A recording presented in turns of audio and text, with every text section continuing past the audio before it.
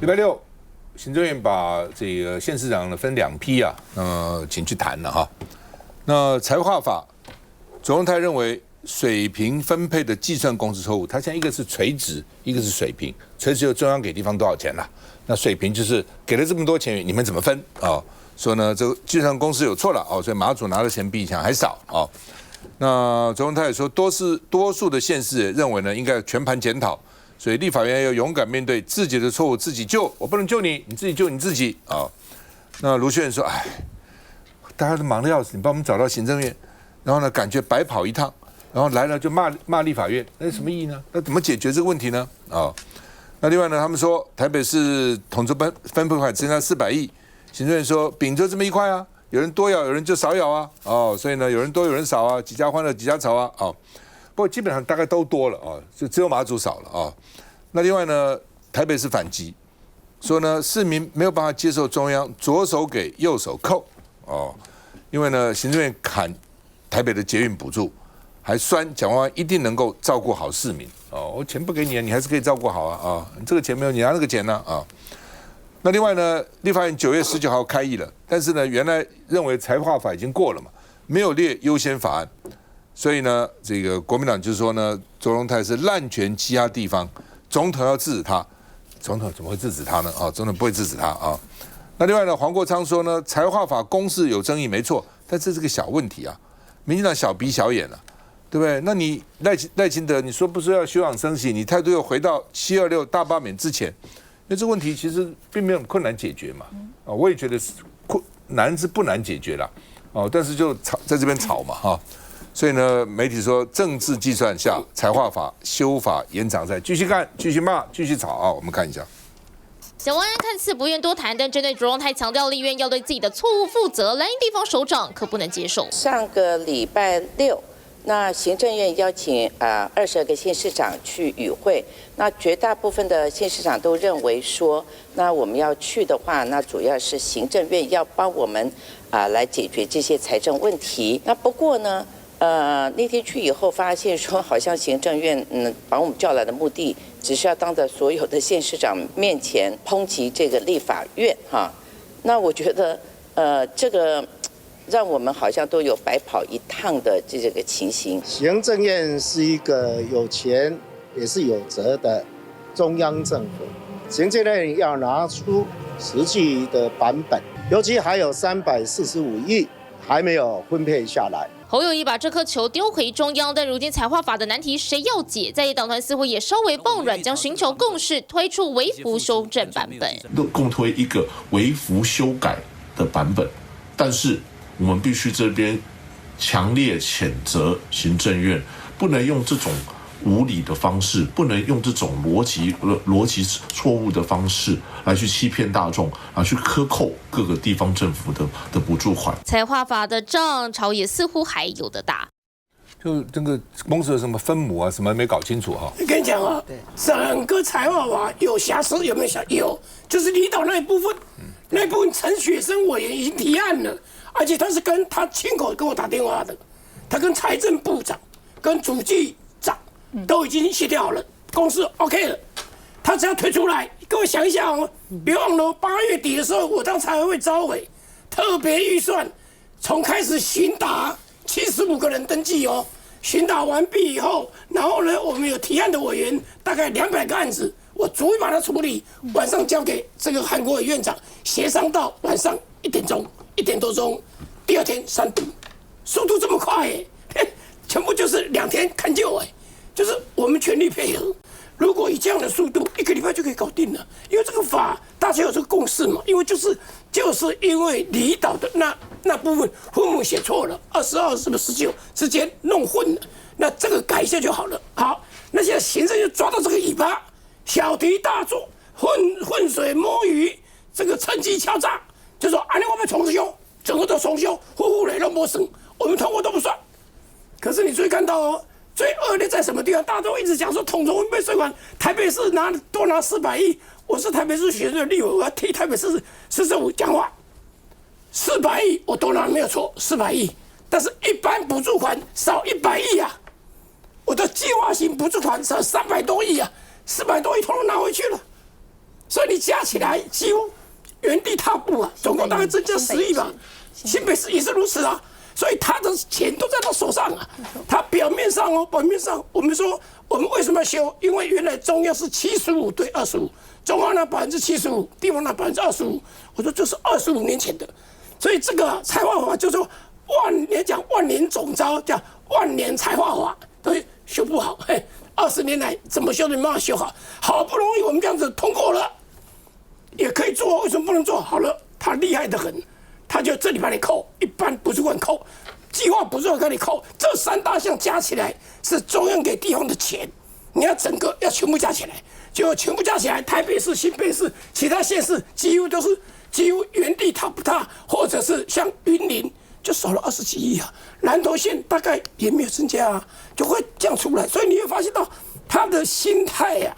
行政院的心态，钱还在他手上。好，你统筹分配税款，我也没办法，我给你，但是左手给你，右手拿回来，就变这个样子。所以我是觉得啊，这个明明就是一个很重要的，像现在赖总统说要拼民生、拼经济，这个就是道地的民生，地方政府建设，结果他把它政治化了。我再提一个非常重要的，我一定要提台北市讲话。我们的捷运有多少捷运站啊？有多少捷运线在动工的？已经要动工的，总共3700多亿哦。台北市政府出2700多亿，中央补助900多亿。我们台北市政府出的钱是中央的2.8倍，2.8倍，我们2700，他们900多，2.8倍，结果他没有扣回去啊。他连900多都扣回700亿去啊，扣650亿啊！这个来讲，你就会发现他说怎么会这个样子？他就抓住这个机会啊，拼命的把你扣，说钱还在抓在手上。至于说他们说，哎呀，这个我给你钱了，事前应该要重新讨论，我觉得可以讨论，但是不是这种讨论方式嘛？你现在就把钱这样扣，所以我就提出一个修法，一般补助款我要把它变成法律违决，它就是行政命令，随便他改。我要变成法律违决，就是在过去几年平均的，我一定不能比他少。我这个法一定会过，而且一定要过，过的话就没有这个问题。其实财划法修过之后呢，地方政府都会多拿到钱，但是地方应该要承担什么？其实行政院要讲清楚啊，很多的事情像这个事权啊、版本啊、原则啊，行政院都是不清不楚。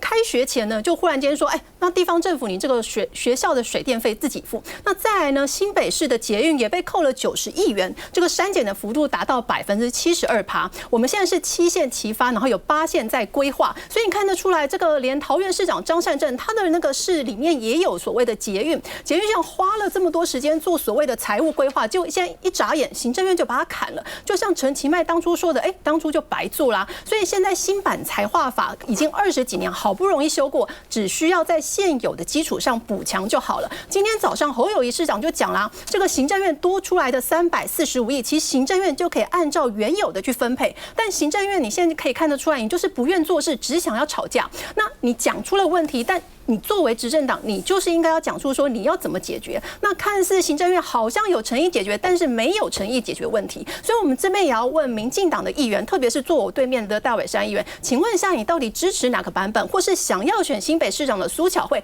到底支持财划法哪个版本？哦，不对，你们根本没有版本，行政院没有版本，从头到尾行政院就是没有版本。那以往你看到民进党在吵所谓的垂直分配，结果呢，大家都不买单，垂直分配就在吵说中央拿多少，地方吵多少。那现在呢，垂直分配吵完了，地方不买单，现在又开始吵所谓的水平分配。那现在大家作为议员，作为立委，大家看到新北市、台北市，大家的一般性补助款、计划型补助款被扣掉这么多，但是我们看到民进党的议员想要选市长的立法委员一声不吭。请问一下，民进党这些党公职民代，你是站在民进党那边，还是站在新北市民那边？行政院还是要依法行政啊，可是立法院立出来的法就是这样嘛，分子分母讲错了，当初的复议案也讲过了，就是错了嘛。那错了，今天你当然没有办法好好分配啊，所以我们才拜托立法院的诸公们帮忙一下，就是修一下法，这样行政院就可以很直接就这样做了。我们还是要遵守法规嘛，台湾是一个依照宪法、依照法律在执行的一个国家嘛，所以这个当然是真的。那既然有钱的话，当然我觉得事权应该要重新去定嘛。像比如说之前讲 T-Pass， 大家在讲说啊，捷运这个做捷运的钱未来怎么办？以前 T-Pass 是中央补助90%，地方补助1%。那未来当然地方的钱变多，那也许这个事权就应该稍微改一下。那可能地方出多一点，中央出少一点，还是要让这个所谓的福利运行下去嘛。那这些都是要讨论的，绝对不是不讨论。就希望大家可以一起坐下来讨论出一个更好的版本，不然现在没有办法做事啊。我们还是得依法做事嘛。没有，我觉得你现在讲讨论。对不起，我先讲，你现在讲的都是补助款的东西。但是现在行政法扯到要修财划法，你要把这事有话讲清楚哦。他扯财划法，财划法没有问题，只有那小的问题而已。那你把它扯到一般补助款。那我们来讲财划法，财划法现在是这样子，就是变成说，6都基本上在统筹分配款的部分都会变多，因为它在分子分母的地方，第一它写错了嘛，所以变成说非6都的部分大概拿到的钱都会比较少。那是当初在立法的时候，这个立法诸公们很快就吵架就吵过去了，委员会3分钟就通过了。后面很多事情没有办法做嘛，确实，我觉得人民还是最重要的。他确实还是为了人民，他确实对，没错，为了人民好，他确实分母写错了，可是分母的结果写错是离岛无法分配，这跟6都跟非6都的分配比例一点关系都没有。那么分母写错这件事情，它的错是让离岛无法分配，而并不是6都跟非6都的分配比例的问题。我们的补助款一般人不懂，其实是有统筹分配税款、一般补助款以及专案补助款。那统筹分配税款那个是硬生生的财划法里头规定的。好，那这一次呢，财划法的修正，希望大幅度的将统筹分配税款全部归给地方，自给自足，不需要去看中央的脸色。本来这件事情是一个好事，因为我们真的很希望地方能够真正的自治。那如果因为统筹分配税款地方多了，根据统筹分配税款中央过去要做的事情，你让地方来做，我觉得这个可以讨论，大家公平。好，那么统筹分配税款这件事情是这次修法的重点，但是现在争议的焦点已经不是统筹分配税款，而是一般补助款跟专案补助款。一般补助款，我举例来说，我们当初要补助给很多的中小学的补助款，是根据每一个县市有多少中小学生来补助的。突然之间，他说收回就收回了。那请问一下，这些中小学生，他本来的用意是说，不管你每一个县市贫穷或者是富裕，那么中小学虽然是地方的职权，我们宪法里头规定中小学的基础教育是地方的职权，可是为了要让大家每一个小学生的国民教育是一致的，所以我去补助每一个人。突然间他说收回就收回了，他收回了之后也没有事先告诉地方，那你请问一下，地方要如何的去照顾这些中小学生基础教育呢？然后专案补助款就是刚刚提到的捷运补助款，我盖一条捷运也好，或者我盖一条大桥，我盖一个什么样子的道路，那都是几年之前，5年、10年，甚至要20年的事情。你这个时候本来编列的是说，其实台北市政府拿到的捷运补助款是最低的了。好，那么通常来讲应该是5-5分，中央一半，然后呢地方一半。然后突然之间改成说呢，这个台北市政府只有25%、30%，然后呢地方，然后地方要付60%，然后中央呢只给他40%。你要知道，在高雄捷运的时候，90%是中央负担的，10%是地方大部分的县市是75%中央负担，25%是地方负担。没关系，大家财政上面有悬殊，所以呢比例不同没有关系。可是这是一个长期建设，你说断就断。我请问一下，这个建设断了是算谁的？就是你可以在统筹分配税款当中，我们大家去商定一个好的事权分配，很棒。那你用这样的态度来讨论事情，那我就同意。但你不是，你现在是突然砍掉一般补助款，突然砍掉专案补助款。一个国家不能这样乱搞，因为那是一个长期施政的问题。谢谢再回来。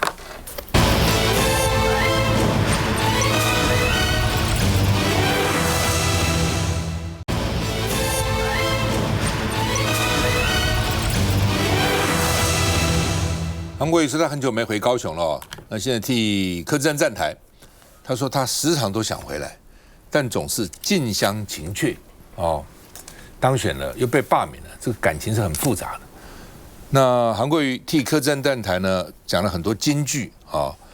精气神被蓝绿白吸光，所以他的精气神被蓝绿白都吸光，你们害他，所以头发掉光光，他越来越长。为什么呢？精气神被你们吸了，确实有比以前更光头一点。那另外呢，主要是美浓了哦，这个大峡谷哈，这个现在又查扣2个怪手，在那边挖洞啊，然后乱填东西啊等等哈，所以呢，盗采砂石，砂石也可以卖钱啊，砂石是有用的，卖走以后，然后再填那些废弃物，填废弃物要收钱呐。就是2头赚啊！那检察官说明天要到现场去看。那另外呢，这个民进党中央党部发梗图啦，图卡说时力军助理是柯志恩自家的特助，所以柯志恩很火大就提告了，说你绿营没有逻辑，这什么是我的助理呢？他不是我的助理啊，也不是国民党的助理啊，他是一个无党籍议员，他是无党籍议员的助理，怎么变成我助理呢？而且他说我也不是跟那个助理去勘察，是跟着里长去的、啊。那么搞他只是那个助理来插花在旁边，怎么变成我跟他去呢？跑去现场关心也有道理。所以呢，柯志恩就提告了，然后很生气然后呢说为什么不说是林岱樺的助理？为什么这是我的？为什么不是其他这个民进党委员的？怎么这是我的？所以呢，他是美浓大峡谷的地主，结果呢？因为他也很关心他跑来看就被同框了。就是你看他是柯志恩的助理那另外呢，高雄码头山废弃物没有清理，所以环保团队希望陈其迈也能够震怒一下，市长震怒才有用要震怒这个其迈震怒，而呢可以清除这些废弃物。那所以呢说美浓这个大峡谷对民进党算是重击所以现在抱着头在烧然后呢，现在为了争取高雄市的提名，民进党提名的立委呢，都赶紧表态说，我们一定跟人民站在一起，我们不会跟这个乱道的厂商站在一起，我们不会跟黑道站一起，因为通常是黑白两人混在一起我们看一下。像立法院院长1年半，头发掉光光，精气神都被抽得差不多快光光。立法院长韩国瑜久违回到高雄，开启选战模式。时常想回来高雄，他们都近乡情怯，跑过全世界最多国家的，就是我们柯志恩。帮隔壁的立委柯志恩站台，这气势让他有如吃下定心丸。我们绝对会打出最好的成绩，我们延续我们韩院长的精神，我们明年绝对进入4维路。强调2026要进入高雄市府，近期更是频繁对美浓大峡谷出手，这民进党自然不能坐以待毙。脸书制作图卡，直指柯志恩爆破自家特助，只是意外翻车，让柯志恩回击提告。原来他就是前无党籍议员朱信祥的助理石立军，12号刚被踢爆自家土地也有盗采砂石，却陪同柯志恩到处检举别人不法。没想到2天后，检方就对他再度展开侦办。15号凌晨，他跟先生分别以100万及80万元交保，而王姓土地承办人则遭到声押。他就很生气啦，很生气，为什么雇佣到这种人？平常跑地方的时候会看到他，他也跟其他的民进党的民代都有互动。我不知道他的背后的背景，如果检调认为他涉有重嫌，就应该好好来做审问。但因猛打盗采砂石力道猛烈，如今绿营反咬陪同助理也是共犯，让市政议题转变成政治议题，持续发烧。是现在高雄市长的选举呢，确实来到一个相当加温的情况。一方面呢，民进党的初选慢慢的热起来，而国民党的柯志恩呢，因为他在高雄不断的在地走现在也受到很多特别是基层里长的支持很多的投诉案呢，发现去跟别的民进党的人投诉无门，都跑到柯志恩来，所以美浓大峡谷这个案子呢，现在大家被视为说未来呢对柯志恩的选战可能是一个关键性翻转的一个非常重大的一个议题。而这件事情呢，民进党也感受到了压力大家看到说韩国瑜呢，因为当时韩国瑜高雄市长选举成功，他就是在发现5000个天坑，当时也是这个舆论哗然，所以呢韩国瑜在这个时候适时的到高雄去给柯志恩恩加持呢，就会有这种大家想法跟记忆的连结度。可是对民进党来说呢，这个美浓天坑的这个美浓峡谷的这个问题呢，对民进党来讲却是不可承受之重。因为第一个，它重击了陈其迈政府。你想想看，一个盗采砂石，然后倾倒非法废弃物这么严重的一片大的区域，整个有棒球场的1.5倍，这是一朝一夕之功吗？对不对？一天200次的那个砂石车架次在那边来来往往，你通通都看不见吗？所以现在大家都在讥笑高雄市政府，说是不是叫做一个看不见政府？因为李议长就讲得很清楚嘛，他说你高雄市在补助这个农业灾损的时候，你都可以用卫星去看荔枝田，你荔枝都照得到这么大的一个峡谷，你照不到吗？所以像这种讽刺给民进党足够大的压力以后，你一看到民进党呢，每一次在处理第一这个时间呢，他就是对于揭弊，对于这个对手呢，就给你造谣。那柯志恩当天去会勘哦，他是由当地里长带，但是呢，出现其实我们做民意代表做过，我们去会勘，旁边跑来一大堆你也不知道是谁的人，你真的是不可能这个拒绝的嘛？你怎么会去一一去查核说啊你是谁谁谁？好，那这个石砾君呢，他就是当地的地主，他刚好挂一个无党籍议员的特助。结果呢，民进党的议员就开了一个记者会，说啊，这个是国民党议员的特助，所以你这个柯志恩呢，你去看这个现场呢，你变成翻车事件啊，意思说你好像打到自己人。那某些媒体啊被标题所误导，以及民进党这些爱造谣的网军呢，就借机生事。第一个，这个石砾君地主呢，他确实是一个议员的特助，可是那个人是无党籍的，并非国民党籍。然后第二件事呢，他跟柯志恩根本扯不上关系，柯志恩也出来澄清，他说这怎么是翻车，是我翻脸啊。他说他跑来，我也不知道他是谁啊。那他作为一个地主，他当然很热心，要去看说这里发生了什么事情啊。结果没想到呢，民进党议员的指控被民进党的网军去做梗图造谣的时候，这个就是像一只鹅毛变成一个鹅，就突然变成说是柯志恩的助理。特助，而且呢，有些媒体还不查，还扩大了这个事情。那柯志恩当然很生气啊，他为了他的清白，而且他要好好的打这场这个美浓大峡谷的战，他当然要提告。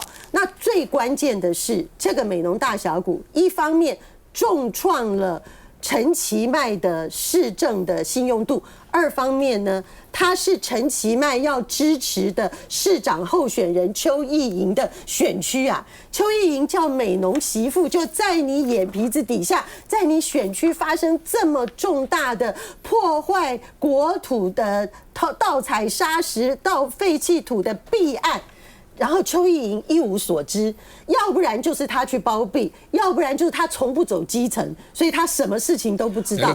那这个问题真的很严重。我稍微提醒大家去看一下那个柯志恩那个时候在拍美浓大峡谷的这件事情的时候，这个石砾君呢，他穿着背心，他明白的告诉大家说，我是议员朱信强的助理啊。那我们不知道朱信强是谁，因为我们在台北，可是高雄的议员们不知道吗？所以高雄的议员们在说石砾君是这个就是柯志恩的助理的时候，他们瞎了眼了吗？他没有看到他穿的背心，大家可以继续看那个图，他穿的那个背心后面明明白白写着就是朱信强啊。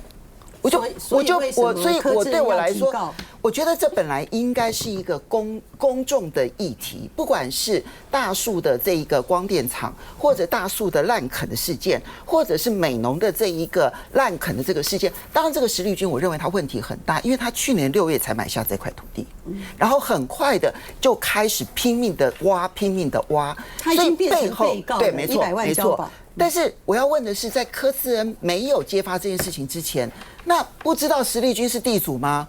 不知道要可以查吗？为什么等到柯志恩爆料了之后，整个检方才动起来？我要问的是高雄地检署。好吧，检察官明天要去了哦，那你早干什么的？那明天去到底会怎么样的？这个有什么结果？大家都在注意看。我们休息再回来。